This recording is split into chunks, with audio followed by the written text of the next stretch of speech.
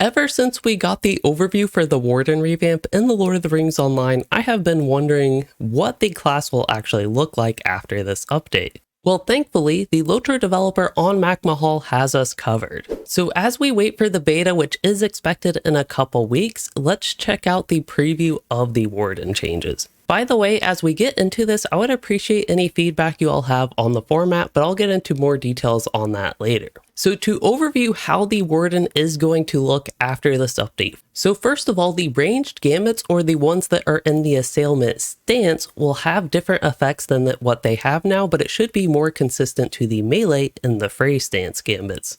Next up, the Gambit lines are being reworked to have more consistent effects within the Gambit line. Now, for a lot of these, you probably won't notice much change, but we'll get into the details on that in a moment. And finally, what I personally think is very exciting is going to be the cooldown abilities that Wardens will get with the new Advanced Techniques mechanic. These are strong abilities that can be further improved by utilizing Gambit chains, which also have been or are going to be reworked in this update.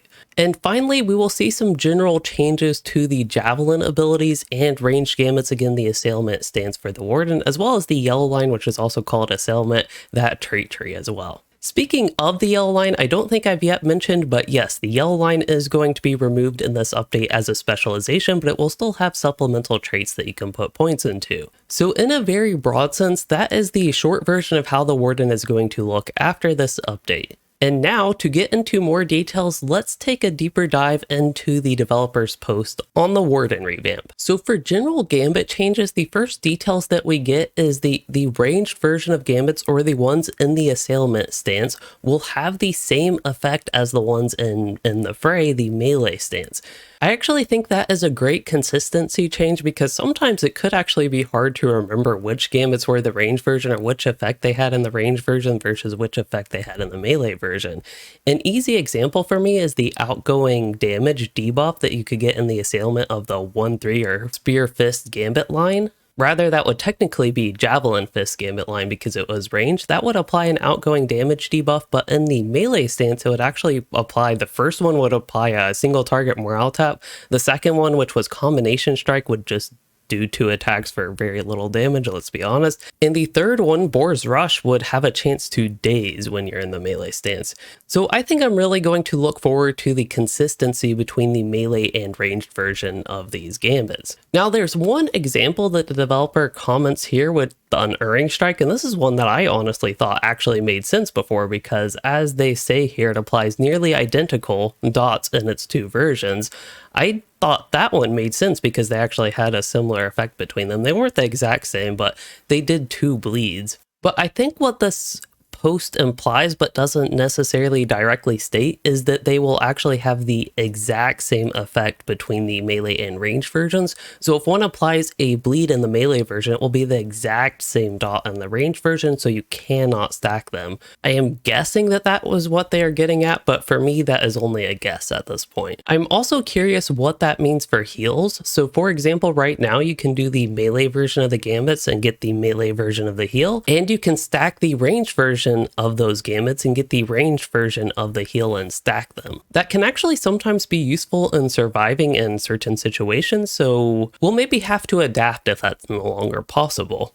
In the next part of the general Gambits update that I am also going to be looking forward to is you will have all of your Gambits available to you no matter what spec you are in. So the good example here is Shield Mastery and Shield Tactics. I believe those are the only 2. They were exclusive to the blue line, but after this update, they will not be.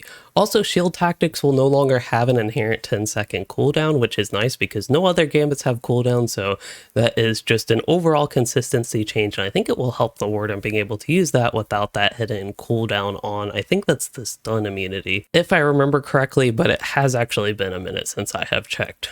And speaking of consistency, that is where our next section comes into play with making the Gambit lines more consistent. Now, I should note that they are talking about Gambit sequences here, and the general phrase Gambit sequences and Gambit lines, they generally mean the same thing. When I have always talked about Gambit lines, that just means the certain pattern of Gambits that you use, a series of Gambits that follow the same pattern with your 2-length, 3-length, 4-length, 5-length Gambits, all following a certain pattern. And when I have talked about Gambit chains, those are specific Gambit lines that give you a Gambit chain effect. So when they are talking about Gambit sequences here, that is the same as when I have talked about Gambit lines, just for reference if you are unfamiliar with the terminology, just to clear things up. It's the same thing. And as for Gambit chains, with the way those will be changing, we actually will not have to worry about the actual chains for the Gambits anymore. Because with the Gambit chains, you can use any 2-length gambit followed by any 3-length gambit followed by any 4 or 5-length gambit as the finisher for the chain to get whatever bonus effects and build up your advanced technique tiers. And again, advanced techniques can be consumed with powerful abilities that are on a cooldown. But anyway, that's enough sidetracking from the Gambit sequence changes that we have going on here. And this is where I think the update gets really exciting because, let's be honest, there are a lot of useless Gambits right now for the Warden, or at least a moderate amount of not useful Gambits. And this should be updating to make each Gambit sequence actually have a reason for existing, basically. I gave the example earlier with Combination Strike. That Gambit, for example, was very much so not useful. So in this coming update, not only will that Gambit itself be more useful, but that whole Gambit line will have a consistent effect and overall have a reason for you to use it.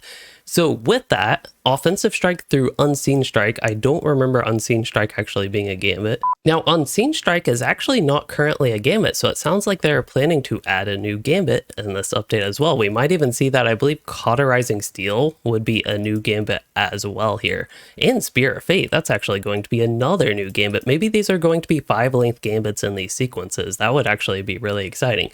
But that sidetrack aside, the Offensive Strike through Unseen Strike, so the 1-3 Gambit sequence, will have increased initial damage and it will deal AoE damage, so it's a frontal AoE Gambit line. This will give the Warden an opportunity to deal more immediate damage rather than damage over time in AoE situations. So if you have a bunch of low health mobs, you could go ahead and use this Gambit sequence and deal with those mobs a lot quicker. Next up, we have our favorite, the Boot, through Cauterizing Steel. So for the 1-2 or Spear Shield line, these ones will have increased single target damage. So if you're fighting a single mob and just want to deal with it quickly, ideally these will be your best choice for some quick damage without having to rely on damage over time.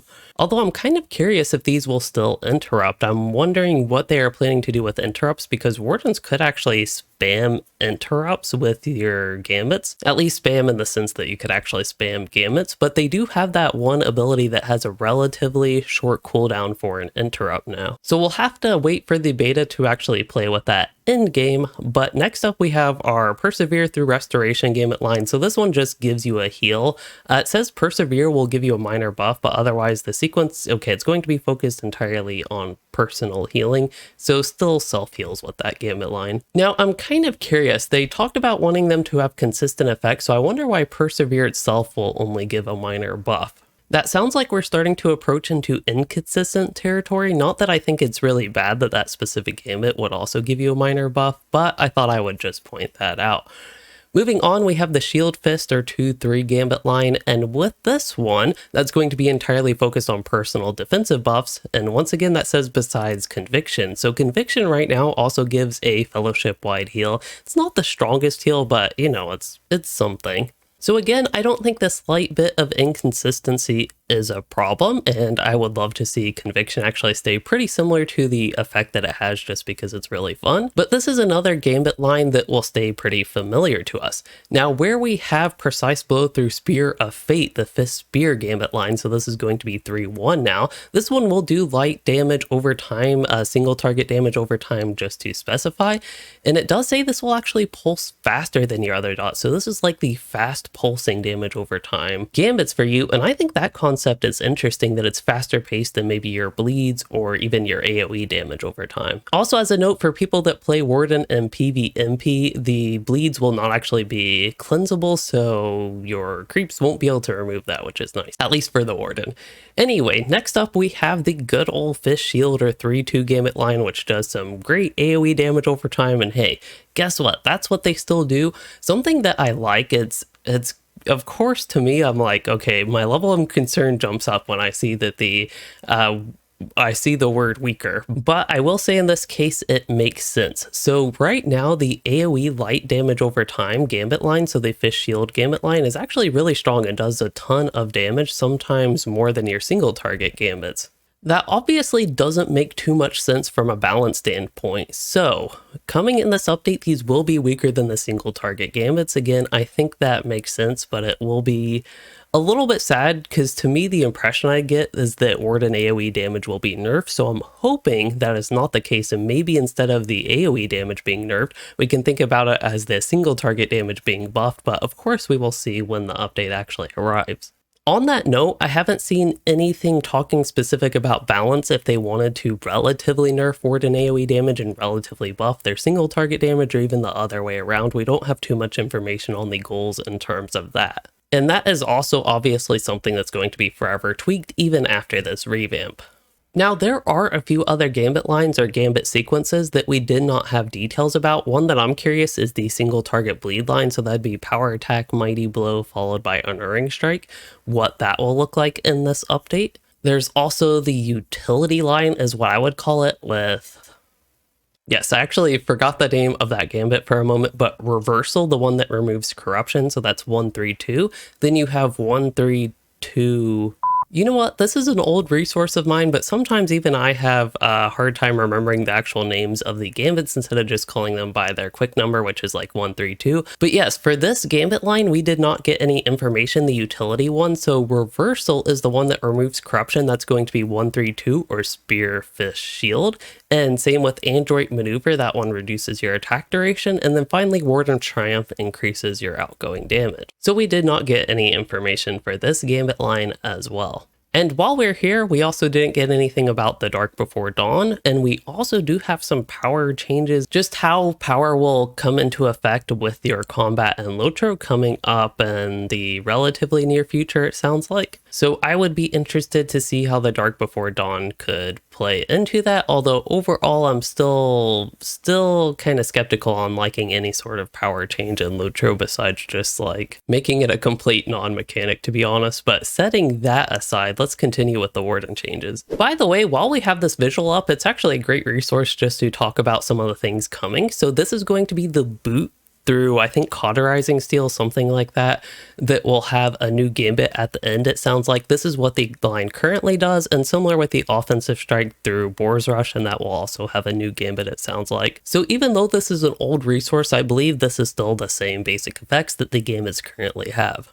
And now, on the other end of things, we also did not get any information on Resounding Challenge or Range Resounding Challenge. Range Resounding Challenge right now is a very important Gambit for the Wardens, and it's also a really, really fun one, so I hope they are not planning on ruining that too much. If anything, if they like make it better, that would just be amazing. That would definitely help towards making up for losing Seize the Moment from the yellow line. We also did not get any information about the AoE morale taps here with Fierce Resolve, Resolution, and Exaltation of Battle, but I did see some of the developer comments saying that the Wardens still do have those, so at least we know they are not going away, at least right now. Alright, who knew a 2023 video for me would be thanking my old 2016 self for creating that? But anyway, back to the update for the Wardens. Let's go ahead and move on to the section called Tanking Cooldowns. Now, I'm actually a little bit confused on why it's called Tanking Cooldowns when it seems to have cooldowns that impact you outside of tanking as well. So what I am really hoping is that you don't only get these as a tank. I think a couple of them, or even one of them, might make sense as a tank, but the particular one, Desperate Combat here, that almost sounds more like a DPS one. It could impact tank as we'll get to, but yeah, I'm really hoping this is not all that we get for advanced techniques. Otherwise, that honestly would be a little bit disappointing, but we might just not be given the full picture here. Anyway, to get to what we have 3 advanced techniques that are confirmed already, which is going to include Restorative Shield Work. That is basically a healing one that also gives you a little bit of a defensive buff. And the next one, Desperate Combat. So there's a lot going on with this particular advanced technique cooldown, but when you use this initial ability, it will actually transform itself for a period of time that is going to be 30 seconds. So you'll have 30 seconds of this transformed ability. You can use this transformed version of the ability an amount of times equal to your advanced technique tiers plus 1. So you will always have at least 2 because you need 1 advanced technique to cast these advanced technique abilities. And you can get up to 3 tiers of advanced technique. So you can get this up to 4 times. It has a range of 2 to 4. And by the way, where we have this information on advanced techniques is up here, that each skill will require at least 1 advanced technique and then consume all your advanced technique when used, and they become stronger when you use more advanced technique tiers. Now, when you have this transformed ability, it will be transformed based on your last used Gambit. So we don't have many details on how you actually use the transformed version in combat. I don't know if it will have an internal cooldown. Again, it has a duration of 30 seconds. For all I know, maybe you could spam it, use 4 of these in a row if you used all 3 tiers of advanced technique and have 4 uses of the ability. But setting that aside, it has 3 possible effects because there are 3 types of gambits in the game. So you have Spear, which is just going to be a strong AoE frontal damage and also debuffs the enemy's incoming damage. That sounds like a good DPS effect especially. And then we have Desperate Shield, which is going to be a weaker AoE frontal attack, but also heals you for each target hit. So that sounds like a good tanking option, or if this is available outside of tanking cooldowns, it sounds like it'd be a good survivability option as a DPS Warden. And where we also get in with tanking is actually going to be Desperate Fist. This brings back some of the old concept with the Warden where Fist used to give you extra threat basically. So this one's going to be a moderate AoE damage, so in the middle, but also applies a force taunt to each target that it hits.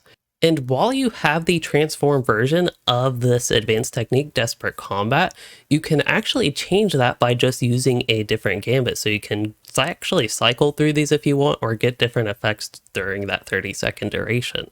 To me, it sounds like a lot of fun strategizing, but I know just reading this or watching the video about this, it can maybe seem a little bit overwhelming compared to what we have, but it actually makes me really excited to dive into it. I also want to take this opportunity to talk about taunts and threat in LOTRO. So for anybody that does not know, most taunts in the game, they force the target to attack you, but they also copy the threat number of the player that's attacking the mob with the highest threat. So if you have, for example, a hunter that has a lot of threat on the enemy, then you use a force taunt. The force taunt usually would, yes, force the enemy to attack you, but then it would copy the hunter's threat. So you're now at the top of the threat list for the enemy. And then also a lot of them, I believe, apply a multiplier on that. So you get increased threat. So you're definitely at the top of the threat list after using a force taunt. And that is all in addition to forcing the enemy to attack you. But for this particular effect with Desperate Fist, it sounds like it will not be a threat copy.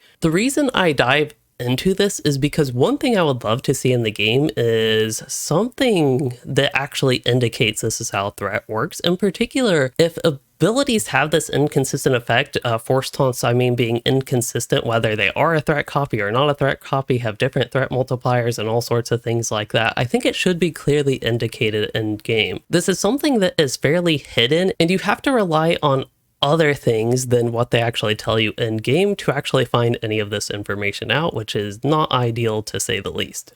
And even then, you just have to hope resources, which are usually great, like the LOTRO wiki, you just have to hope that they are actually up to date and accurate. So in short, I just hope that this is actually clearly indicated in the skills tooltip so people know that it does not copy threat. Okay, rant aside, let's go ahead and move on to the next cooldown, which is going to be for the free peoples. And as we know, that is currently a blue line only ability, at least it's in the blue line trait tree. I believe it's at the bottom row, so it's one of the capstone traits. But anyway, this is actually going to be a tanking cooldown. That's why I feel like these might all actually be tanking and we just don't have information for the DPS ones. But I am expecting more. Anyway, that aside, for the free peoples, that will no longer require Gambit builders to tier up its mitigation effect. So now it's going to be an advanced technique skills, and when you consume your advanced technique with it, you will give you and your fellowship, so it has some group support there. That's one of the great things about Captain Tank, that it sounds like Warden will at least be getting one ability for that. So you and your fellowship have a buff for reduced incoming damage. I think this is a great ability to perhaps mitigate damage spikes, group-wide damage spikes in raids, and that is something that the Warden has not been particularly great at lately. So for you as the tanking Warden, you do get a stronger buff than the Fellowship, and the overall potency will scale based on the advanced technique consumed. So that is another exciting advanced technique. But alright, it's time to get into the Javelins and Assailment section. Now, of course, their goal is still to have a ranged Warden be relatively viable. I mean, you can still go into the ranged stance after this update as a redline Warden and use ranged Gambits all you want, use your ranged abilities, use your Javelins, and all that sort of stuff. Almost play the new red line kind of like the old yellow line if you wish. You, of course, will have different effects, different traits, and different things like that. But it's still entirely possible, so let's see what they have in store for us here. So for the Lasting Mark trait, this is a trait in the Assailment tree. This impacts your mitigation debuffing Javelin abilities, the two that you'd ideally apply at the start of the fight and maintain throughout a fight. So this is actually going to be a trait that's split into two traits called Mark Targets and Diminished Targets. So it sounds like instead of having these two Javelin abilities that you can just use, their effects will be put into this trait, which then will apply to certain Gambit lines. So for this one, Mark Targets is going to apply to any skills in the boot through Cauterizing Steel, so that's the 1-2 Gambit line. And that one, just double checking my notes, is going to be the physical mitigation debuff that will be in that line. And then Diminished Target, the tactical mitigation debuff, will be applied by ones in the 3-1 Gambit line, so that's going to be Precise Blow through Spear of Fate. So it sounds like the first rank in either of these traits will actually give you the effect, while if you put more points into that, you will get increased duration for these debuffs, which of course helps with maintenance. Now, it sounds like you will not be able to apply these in AoE quite as easily, but maybe we'll have to see in-game if that just was not covered here. I also will point out that I am currently expecting that we will see more for the changes with Yellow Line and the traits within it, because this is not a very long list and there are a lot of traits there. There's also a lot of stuff in Red Line I'm curious how it will change. Like, I'm curious if we will still have Spear Sweeping. But that tangent aside, let's go ahead and move on to Battering Strike. So this is going to be the trait that adds a critical defense debuff to Gambits in the offensive strike. So that's going to be the 1-3 Gambit line. And then more ranks will increase the potency of this debuff. Now, I'm hoping that this debuff will actually be impactful now, and they will help with the scaling there. Next up for Suppression, this is one's going to decrease the outgoing damage of enemies. So that's now going to be in the Warcry to Desolation line. That's interesting because it used to be the offensive strike line, so the 1-3 line that it applied to, but now it's your AoE damage over time line, and you get to do an outgoing damage debuff. That actually sounds like it will help the little bit of support aspect that Wardens have even more. So I anticipate that being a nice trait that a lot of Wardens will want to pick, especially for group content situations. And now, Javelin of Deadly Force. So Javelin of Deadly Force, before I even read this, that is a skill that I feel like is completely underutilized in the current game, but it should be a really epic ability in my opinion. So let's see what they have in store for us. Looks like it's going to be essentially unchanged. It will deal more damage. Okay, that part's exciting. And it will apply marked and diminished targets. Okay, so it says would be essentially unchanged, but we have these two very important parts coming to it that actually make it, to me, completely changed. That's just like gives it completely new life. It will deal more damage, so hopefully actually viable damage, but also applying the debuffs will be really nice with it. So now you can, yes, apply those debuffs. Those are the mitigation debuffs, by the way, immediately to a cluster of mobs. So I think that is a great thing, actually, for Javelin of Deadly Force. So we're finally to the last line here, which is going to be on Ambush. So that used to require you to be in combat. What? I thought it used to require you to be out of combat. Am I crazy? Yeah, I'm guessing that is a typo, and they mean that you no longer requires you to be out of combat and you can actually use it in combat. So you can get a single target stun in combat on Wardens is how I'm presuming that this actually means. So it will still have its induction, but they're talking about this Android Ambush trait and have used Android Maneuver. So I'm guessing Android Maneuver, that Gambit, that's 1, 3, 2, 1. That will give you this Android Ambush trait effect to, I guess, allow you to instantly cast Ambush, but we'll have to see. That's another trait detail that's kind of hidden here. It gives us a little bit more of a tease for what we can expect. And while this is the end of what we have in this post, this is not the end of what I want to talk about, because there is one very important Warden ability that I have heard nothing about, and it is called Critical Strike. to me, it is the most useless ability in the entirety of LOTRO.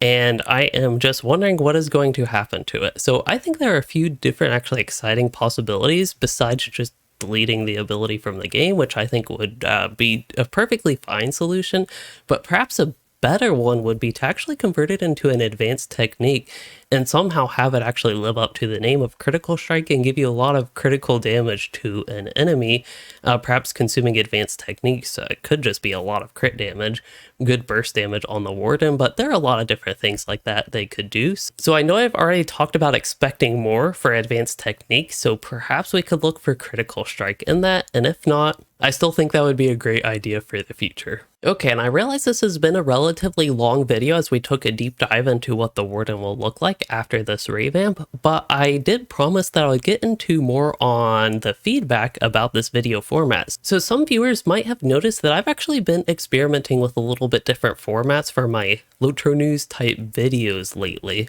And besides just being generally curious what you all think, I actually thought I would share a bit more on what I have been doing without explicitly mentioning it. So something that I have tried is, instead of detailing all the patch notes or whatever, like changes with the class revamp, I think is a good example. When I went through the Warden and Captain changes, I did skim those pages, but I did not fully detail all that and did not cover a detailed summary of that in the video. Instead, I did it in more of an open format where I was sort of reading it through for the first time myself and then kind of restating the lines, but also getting my own reaction of the changes and basically my initial impressions. And to me, I think that is an overall more entertaining way to go through it for myself, but I don't know for you all. So another thing that I have done is actually created a little bit of a summary of what we will be getting at the start. I have done this with a lot of LOTRO news videos, but yes, I will give a little bit of a summary for the first section of the video and then go into more details on the individual components of the update or whatever it is. Now, in this video, I followed that format, so again, I would appreciate just any thoughts you'll have on that and how you'd like the video format, because of course I want these to be the most helpful for the viewers. Also, I know it has been a while, but I'm very excited to get back to streaming soon. I plan for my first stream of the year. Yes, we've already been a month through the year and I have not streamed yet. I plan to get to the Warden and actually play him a little bit before the beta of this update, so stay tuned for that. Also, stay tuned for the Captain changes because they're coming up next, actually. Anyway, as usual, I would love to hear what you all think on these upcoming Warden changes, and I also hope you all enjoyed hearing my thoughts, and if you did, please consider liking and subscribing for more, or becoming a channel member to support the content, and thanks for watching, everyone.